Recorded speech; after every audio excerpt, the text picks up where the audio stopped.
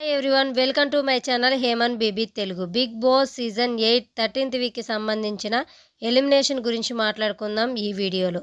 అంతకంటే ముందుగా వీడియో చూస్తున్న వారు లైక్ చేయండి. అలాగే మీ ఫేవరెట్ కంటెస్టెంట్ ఎవరు టాప్ 5లో ఉంటే బాగుంటుంది, విన్నర్ ఎవరు అవ్వాలి అనుకుంటున్నారో కామెంట్ సెక్షన్లో కామెంట్ చేయండి.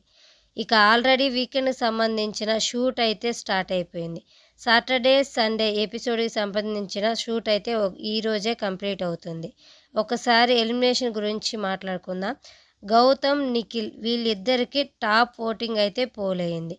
అన్అఫిషియల్లో టాప్లో గౌతమ్ ఉంటే అఫీషియల్లో నిఖిల్ టాప్లో ఉన్నారు.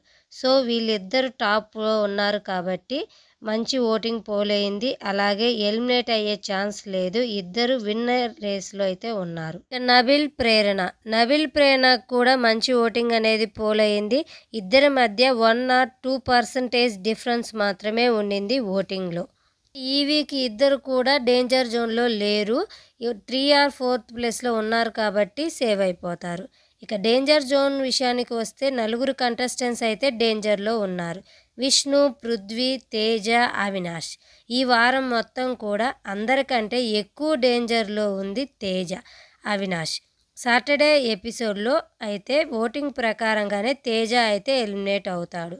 ఇక ఈ వారం డబుల్ ఎలిమినేషన్ ఉంటుంది అని ఈ వీక్ స్టార్టింగ్ నుంచి అందరూ చెప్పుకుంటూనే ఉన్నారు. ఖచ్చితంగా డబుల్ ఎలిమినేషన్ అయితే జరుగుతుంది.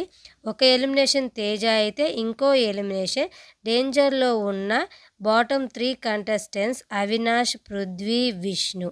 ఓటింగ్ ప్రకారం డేంజర్ జోన్లో అవినాష్ ఉన్నాడు. కానీ టికెట్ ఫినాలే టాస్క్ గెలిచి ఫస్ట్ ఫైనలిస్ట్ అయ్యాడు కాబట్టి అవినాష్ ఎలిమినేట్ అయ్యే ఛాన్స్ అయితే లేదు. దానికి తోడు సాటర్డే ఎపిసోడ్లోనే అవినాష్ సేవ్ అయిపోవడం జరుగుతుంది. ఇక్కడ మిగిలిన ఇద్దరు విష్ణు, పృథ్వీ ఎలిమినేషన్ రౌండ్లో అయితే ఉంటారు. ఈ ఇద్దరిలో నుంచి పృథ్వీ సండే ఎపిసోడ్ అప్పుడు ఎలిమినేట్ అవ్వడం జరుగుతుంది.